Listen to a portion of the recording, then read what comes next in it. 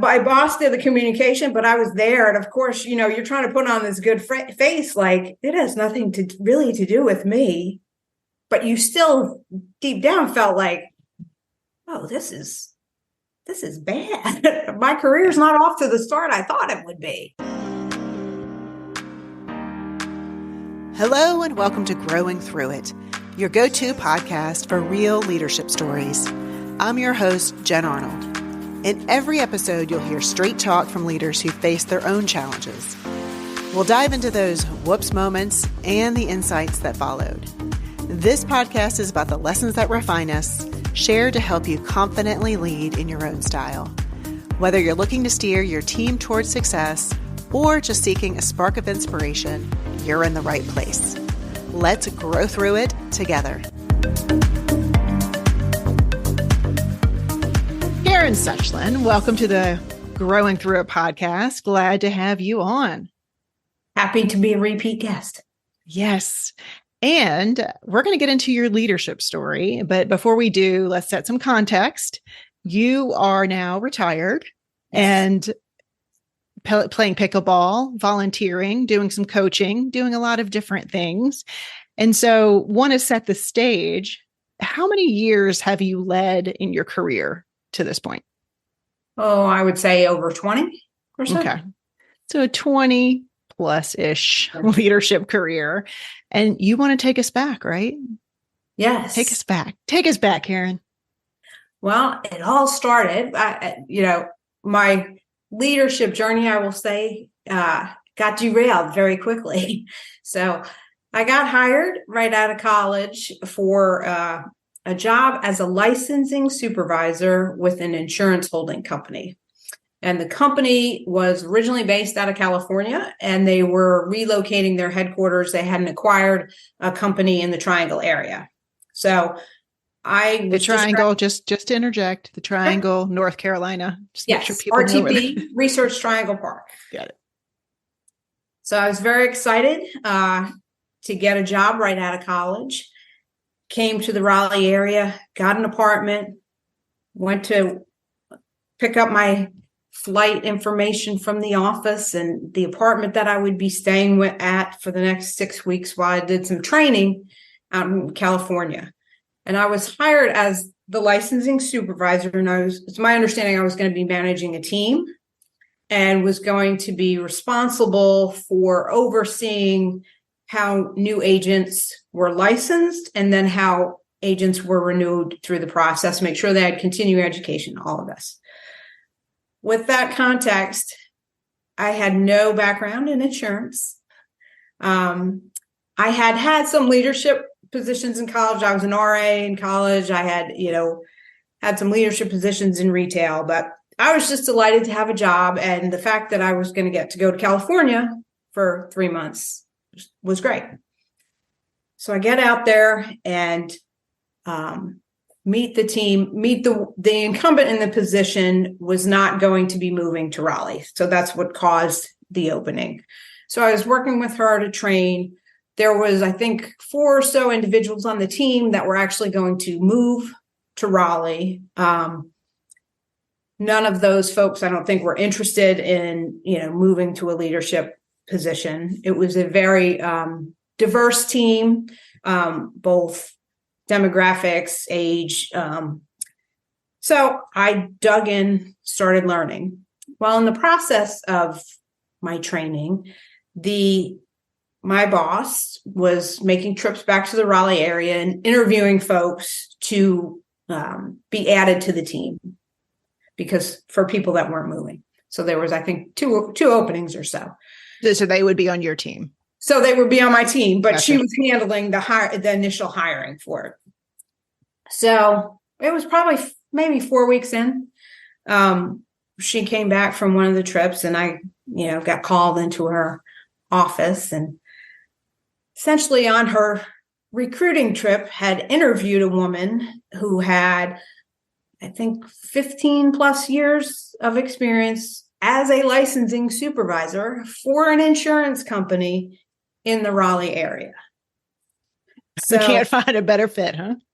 Yeah. So I'm like, oh, okay, that'll be a good addition to the team. And she's like, yeah, no. So what we're going to do is we're going to put her in your job. Wow. Um, do I still have a job? Yes. Well, we'll figure out what your job will be, but for now you'll work on projects. And I was like, okay, so is my salary the same? And she explained it to me, and it was, she was very compassionate and, tried to make me understand that the rationale wasn't really due to any lack of aptitude that I showed, but rather here was a really strong candidate. Da, da, da. So my stint as a leader quickly came to an end in that format, but it showed me very early on the working world, no joke. Things can change very instantly. You have to be flexible. Wait, I'm going to go back. We're going to get to the lessons learned because there is a lot to be learned from that, of course. But when you were in that meeting, were you able to pull together your thoughts? It sounds like you asked a few questions like, do I still have a job? What's my salary? Like, does my salary change? Yeah. But how did you keep it together emotionally do you remember? I can't tell you how I kept it together during the meeting. I know that I kept it together. But then I, returned to my corporate apartment that evening and, made a phone call home to my father who, set all right with the world, because I was very, how could this happen to me? I'm out here in California. I've signed a lease in Raleigh, and my father very direct and a very strong leader said, what are you complaining about? You have a job. If you quit your job, they're not going to fly you home. Do you have money to pay for your plane ticket home? You've signed this lease and you've committed to that.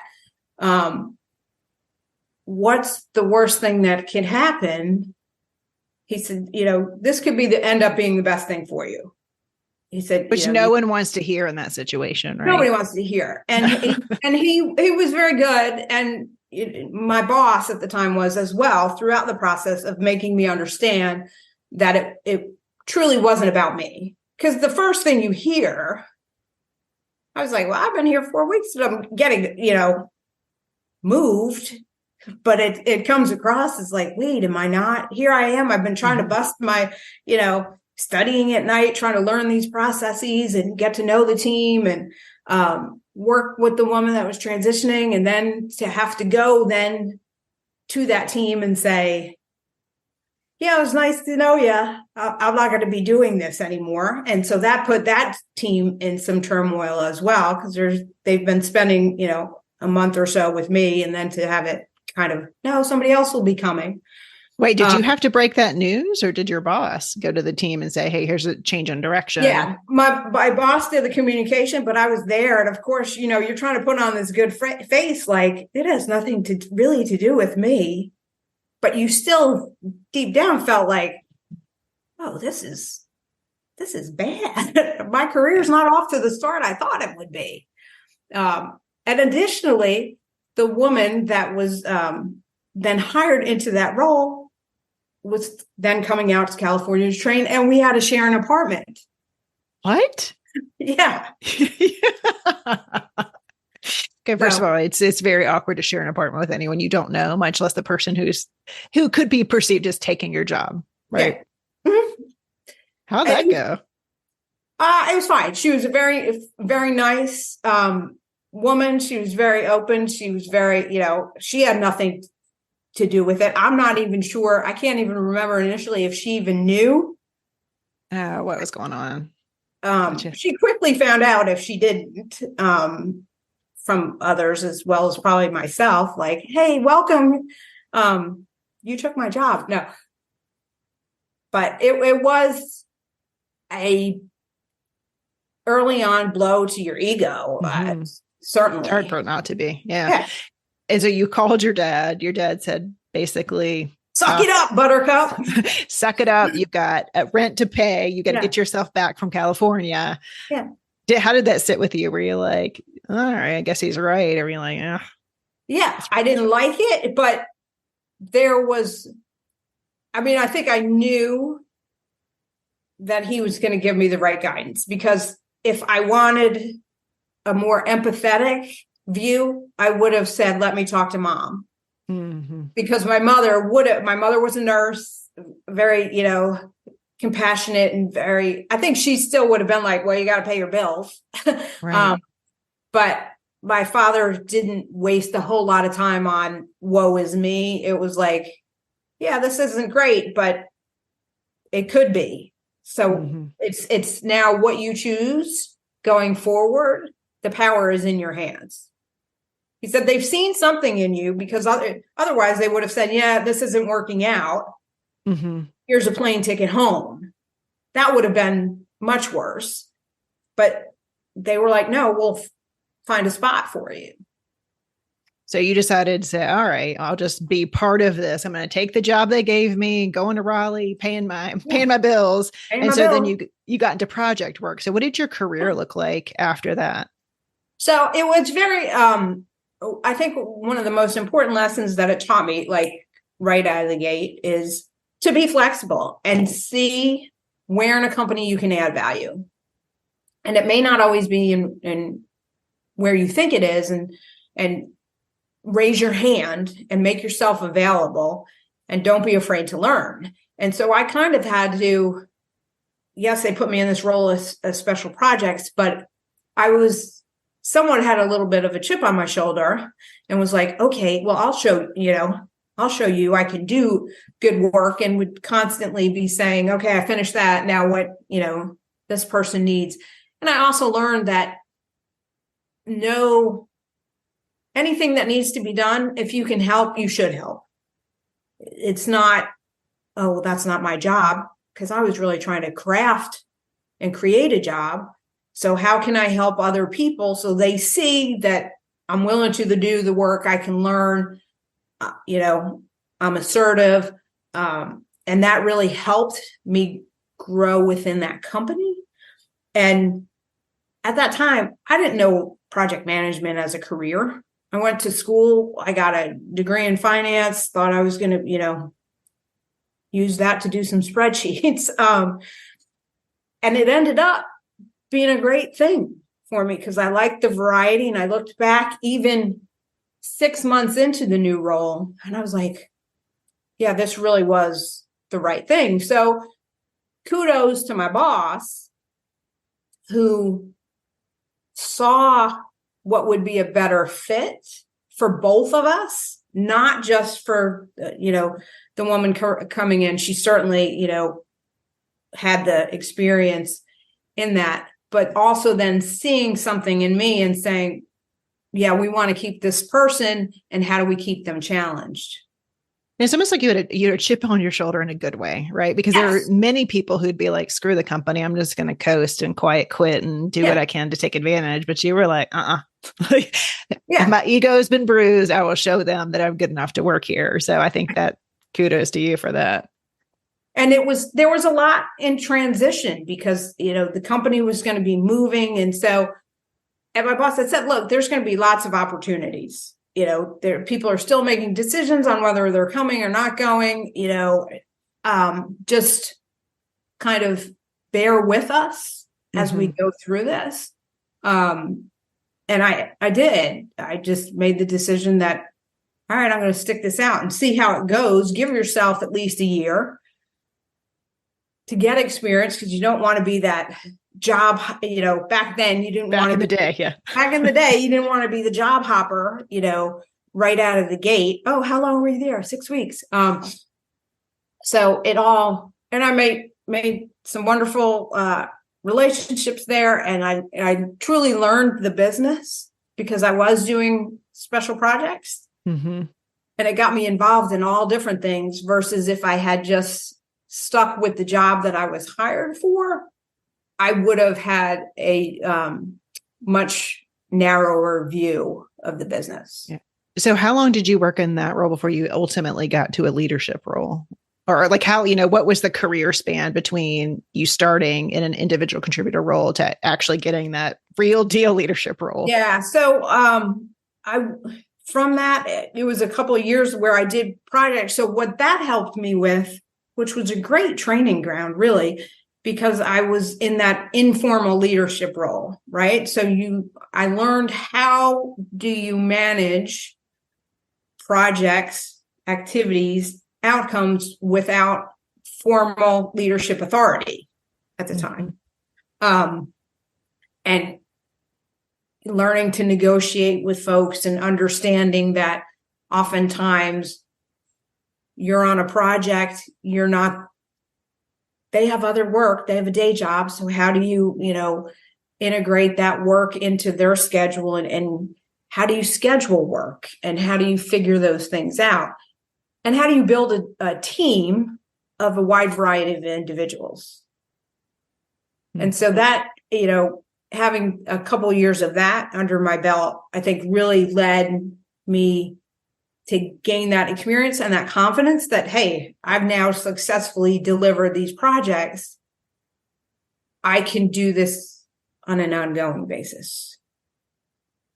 Yeah. And I like, because there are many people listening probably in informal leadership roles, right? So they're doing anything from, the project management, like you said, or they're holding an HR function where they've got to do things across the organization. And it is that, getting people to move without authority, right? Leading without authority. And that is a great skill set to take advantage of to when you were in that leadership role. What'd you say, a couple of years later? Yeah, 2 or 3 years, I think. And then and it also helped me understand that, when I first started working, the traditional career path was much more, this way, right? You got in, you ascended. Yep, the career ladder. Yeah. Career ladder. And this helped me understand, and it's carried throughout my whole career, that you can manage people formally. You can then take an opportunity to get out of direct leadership and do informal leadership versus managing programs, that sort of thing. It's no longer ticks in the box. Yeah. And I think a lot of people, even, if you talk about like our careers over time, they don't often go one after another. It's lateral moves. It's all around doing different things. And then you end up where you end up. So I think even when we're talking about back in the day, I think it's still people's career trajectory was all over the place as well. When you look back at where you are now and all the skills and all the experiences you've had to lead you. Oh, yeah. And I say to folks when they say, oh, well, how did you get to be where, you ended up? And it really, I didn't have a grand plan. My job was, get my degree, get a job, build a career at something and, be reasonably successful. Get spreadsheets. Yeah. Build some spreadsheets. Hey, it's a skill I don't have. Don't really have that great anymore. I can still do a couple things. But anyway, really just trying to make yourself open to opportunities. I think that's been the biggest thing throughout my career is just keeping your eyes open or verbalizing that you're looking for a new opportunity. It's like, I've done this. I've mastered that or learned what I wanted to learn from it. Now I'm ready to see how can I apply the skills that I've built so far and expand my toolkit by jumping to something else. And fortunately, I've had a lot of people that have put faith in me and my abilities to give me the opportunity. You hear a lot of people say, well, I don't meet, every qualification on a job description. I don't think I have ever. If I probably were to look back at that first job description where I got hired for the licensing supervisor. Why? Like why and how, right? Why? But I got hired and was happy to have a job. you just, if you get in there and you surround yourself with supportive people and are able to ask questions and have an appetite for learning and doing the hard work, because it's not always going to be glamorous. That's why they call it work, and figure out how you can make it fun. It should all work out. And in my case, I've been very fortunate. It all worked out. Yeah, definitely. So you've given this, I think, but I just want to make sure at the end we talk about your advice and probably advice for new leaders going into a position that doesn't work out. Yeah. Like something happens, like it happened to you, or it wasn't what the role was promised. It was different. What advice do you give these people? I think two things. One is be honest with yourself. And, I could have probably short-circuited some of my angst if I was honest with myself and said, okay, take emotion out of it and look at logic. 15 years experience, has managed teams, has managed this process, blah, blah. If we were to put her and myself side by side, it's a no-brainer, right? But also try to understand what you're good at and what you can bring to the table. And if a job is not seemingly at first what you think it's going to be, how can you leverage your strengths to be successful in that job? And understanding most jobs, you're not expected to know everything, especially if you're leading a team. Your main job is to understand what your folks are good at and how do you deploy them and support them so they will be successful. And I fortunately had, even in that first job, a leader who made a tough decision. Well, what I thought was a tough decision. It probably was a pretty easy decision for her. I doubt it. I mean, that's a big move. That's crushing someone's dreams. Was willing to make, I will say, willing to make a hard decision and communicate it. She didn't, beat around the bush. It was a direct conversation. It was a timely conversation. It wasn't like, hey, who's this new lady that, that's coming to live in her job is. So, I heard it directly from her. I knew what was happening to me. I knew how I was going to be affected. So that was very helpful and taught me sometimes you have to deliver bad news, but it's compassionate to do it directly and succinctly and clearly. So, yeah, I think that's what I didn't realize when I went as a new manager into it. It's like, you got to have some hard conversations with people, and it is best to be direct, clear, and kind altogether. Yep. And totally don't forget the kind part. I mean, it's, and I think sometimes as leaders, you're like, oh, this is terrible. I have to just get this out.